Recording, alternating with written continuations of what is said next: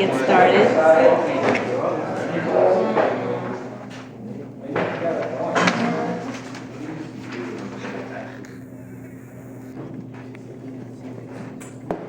like to say a greetings to a venerable monastic and our friends and neighbors. On behalf of the Buddhist Council of Greater St. Louis, welcome to our Climate Summit Paradigm Shift from Karma to Dharma. The Buddhist Council of Greater St. Louis is comprised of several Buddhist groups, and we hold events and programs to further the spread of Buddhism. Our next events for 2017 will be Vesak Day at Mid-America Buddhist Association in Augusta, Missouri on May 21st, Mindfulness Day on September 16th, and we will also have a Walk to Feed the Hungry on October 22nd in Tower Grove Park. And you can please follow us on Facebook for event notifications and details. Thank you so much for coming, because it seems like we really need to keep ourselves informed. 2016 was the warmest year on record. I just heard the news this morning that February 2017 was the warmest February in St. Louis. And we've got our EPA Director, Scott Pruitt, saying that CO2 is not a pollutant. So appreciate everyone to come and learn from our speakers. There's going to be a program change. Professor Starr had a scheduling conflict and he will not be here today, but we'll be showing a pre-recorded talk that he has given on his topic. And our first speaker today will be Dr. Rosan Yoshida, Director of the Missouri Zen Center. Dr. Yoshida has been at the forefront for many years to bring awareness to climate change, species extinction, and nuclear issues. Dr. Yoshida?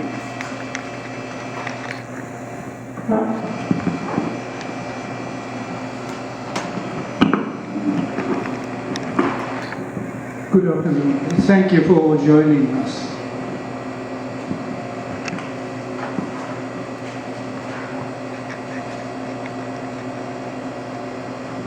Paradigm shift.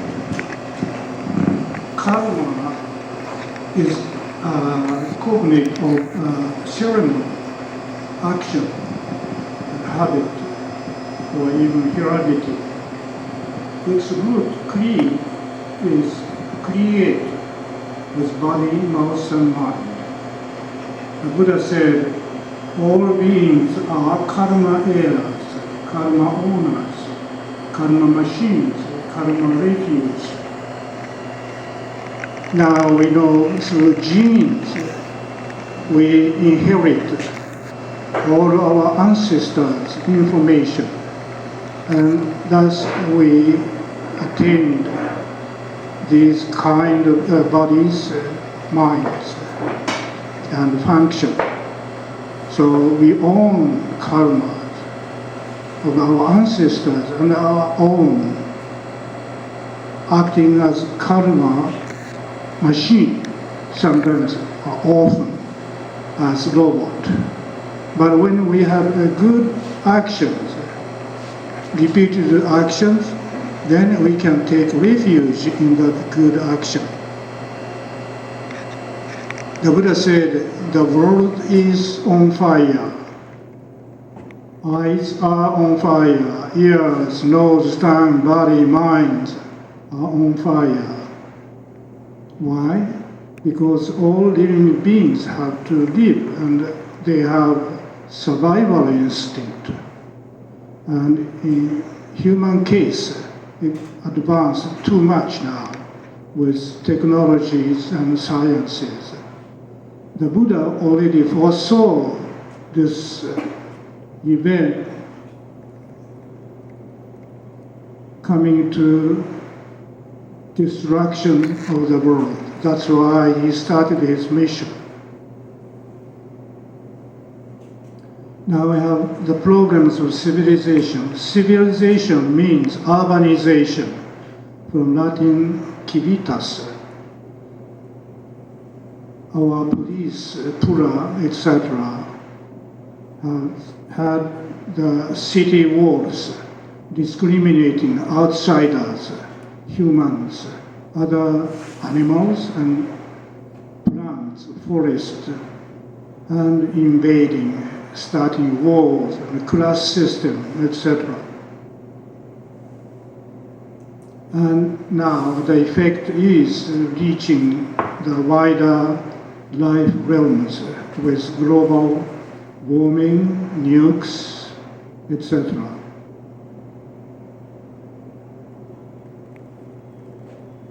Civilization is the power pyramid, fighting for matter and power, starting from ego. And the triple poisons of greed, anger, ignorance, or nescience. But ecological system is sharing life and heart. The essential function of our pyramidal civilization start with individual ego or delusion. Based on delusion, if we act, the result is suffering or dissatisfaction, never satisfied. So we have problems and suffering. All problems and sufferings are dependently originated on karmas, past, present, bodily, verbal, and mental actions, functions. Karmas create the triple poison of craving, hatred, and delusion. These are the basic sources of suffering. Traditionally, we say there are universal four individual sufferings: birth, aging, sickness, and death. Upon it are four more: not getting the desired, parting with the loved ones, meeting with the hateful ones. In short, it's said, rampant raging of the five aggregates, meaning physical forms, feelings, ideas, formations, that those are karmas and consciousness. Now, social problems and sufferings, we have nukes, most imminent, gravest suffering, which may wipe out all life from the globe. And we have also discrimination, etc., by power pyramids. Now, in global scale, we have global warming, mass extinction. Now, more than 100 species extinct per day. And so mankind will be extinct with the whole base, losing the whole base. Then solution of suffering and samsara. This 12-fold or remote dependent origination is said to be the content of awakening of the Buddhas, including Gautama Buddha. Usually we are told that it is samsara, transmigratory life, because of the oral tradition, which can only put the linear way of the lemons. But my interpretation is the second one. Actually, this is a composite of three basic dependent origination. And especially the core is dependent origination of consciousness or perception based on 6 sense organs and sense objects. When they are in contact, like contact, tactile sense, we feel, tactile sense, but when we detach, no contact, then we have no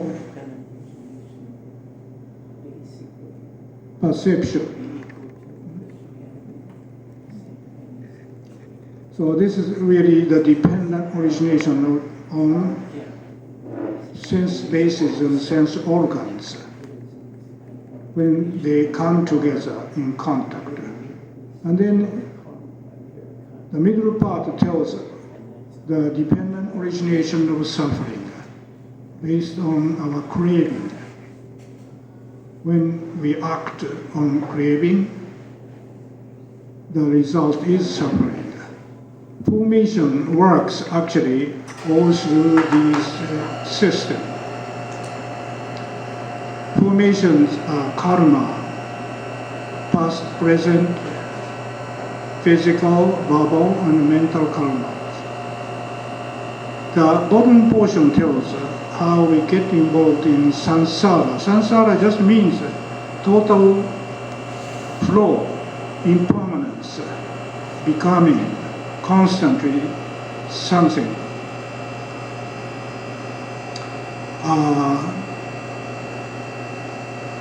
Becoming old, sick, hungry, etc. constantly. So we know two roots of suffering are craving and basic nescience, ego-centeredness. One root, fundamental root, is nescience, or no witness, or selfless nature. There's no self-same, self-sovereign self, independent from all others. Because we are independent co-origination, that's what we saw in this scheme, that all things, all phenomena are dependently originated. So, source of suffering is karma. The basic ones, triple poisons, nescience, no witness of selflessness, craving, hatred, or discrimination. Zen is jhana or dhyana. Its purpose is stilling karma. Zen or zazen, sitting meditation, stills karma, sees dharma, serves and saves all, reaching nirvana. Nirvana is often misunderstood, usually interpreted as blowing off fire or blowing off even lamp light. But actually, Vata and Vana are same, wind, no wind of karma. So when we sit, we get into the first stage of Zen. We are still remainder or reminiscence of our conception, thinking. But mental joy and physical comfort enters, and single pointedness of the mind. Towards the end, five coverings: lust, desire, covetousness, malevolence, sloth, drowsiness, agitation, worry, doubt, disappear. These are the representative of all emotions. So here, all emotions stills, though still volition, more innermost of our brain still functions. At the second stage, no more thinking, but mental joy, physical comfort, one-pointedness mind. But now, towards the end, the four fluxes of lust, becoming, view, or strong conviction, nescience, fundamental nescience, selflessness, disappear and proceed into the third stage of jhana, Zen. Now, no more mental joy, which is a kind of elation, disappears. But towards the end, also physical comfort disappears. Just one pointness of mind remains, called samadhi. Fourth stage, no more sense of self or equipoise, but only equanimity, just next to nirvana. Nirvana, as we saw, is no wind of karma, blowing us up and down. Characteristics, universal, everywhere,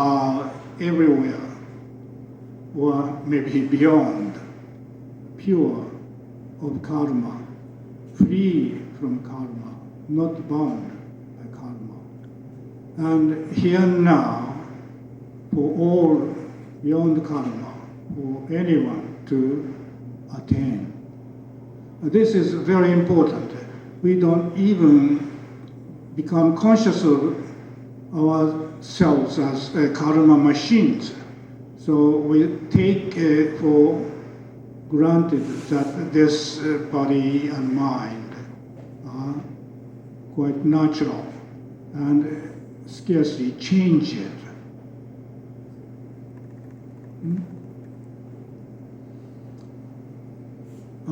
This is, though, because of karma we already inherited.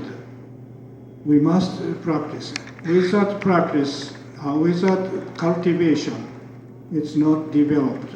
Nirvana is not developed. Without verification, it's not attained. So we need cultivation.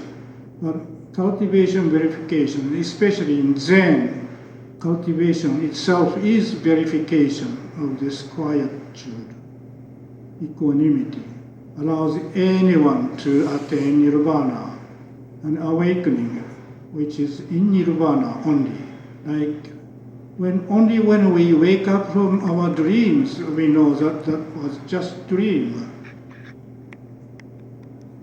The same way, only when we reach nirvana, we know that our ordinary consciousness is just daydreaming. Nirvana awakening allows anyone to appreciate and use all things that, as the treasure house, Dogen said, treasure house opens by itself and you will use it, appreciate and use it at will. So now from absolute point, we appreciate everything. Nirvana fruit, so essentially full function, free function, free from all karma result. Actually, our world is karma, body, mind, world. So we become freed from triple poison, sin, separation, discrimination, defilement, delusion, death. But so we go beyond also conventional truth, which is still comparative views and values, unmoved, indestructible, no covering, etc.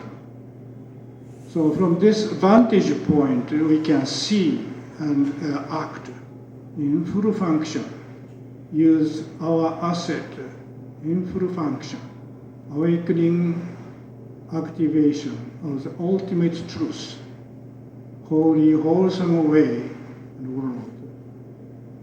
Prognosis, peace in original nature, limitless life like ocean rather than limited life like bubble as our skin cells. limitless light, awakening, liberation, freedom, love, appreciation, etc. Now, when we remember this dependent origination, now we can understand these three kinds of dependent origination can be three cessation, dependent cessation of one. The top part is the bottom part. Sorry. Here, suffering. When we stop craving, we can stop suffering. And when we stop appropriation, identification of this body as me, we can stop becoming or suffer samsara.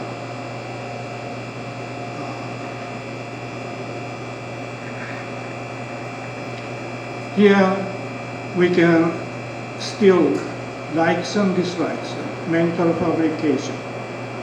So become pure peace, pure perception.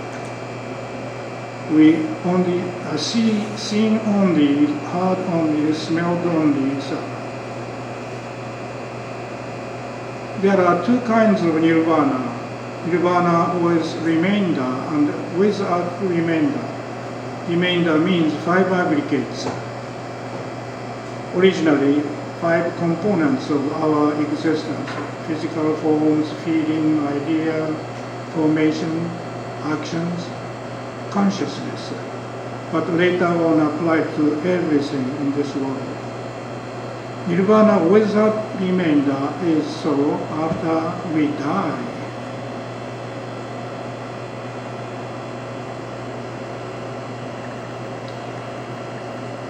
Nirvana advantage, so we can go back to original purity, penetration, peace, prognosis, perspective, perfection, practice, and appreciate, preciousness. Indranet is the net covering the universe. Of the Indra, the Supreme Being. On each knot, it said there's a crystal ball which reflects all other crystal balls. Each individual thing, so a person, reflects all other beings. That tells us system network. Dharma means form, any phenomena, a known law penetrating or operating through phenomena. Also, the third meaning is a teaching of the law of all phenomena. So the Dharma of all Dharmas is a Dharma of dependent origination, as we already saw. Now, our civilizations, 5 major players are nations, corporations, media, education system, religions. They still work in very selfish ways. So we need to change them in more mutual development, from nation to NGOs, corporation to NPOs, etc. And more interpenetration, communication. Then we can have Dharma world, like a clear crystal ball. Each one and one becomes all. Dogen said the entire world Oh, no, it's actually Shuansha. Entire world in 10 directions is a clear crystal blue. We come back to limitless light, liberation and love. Thank you.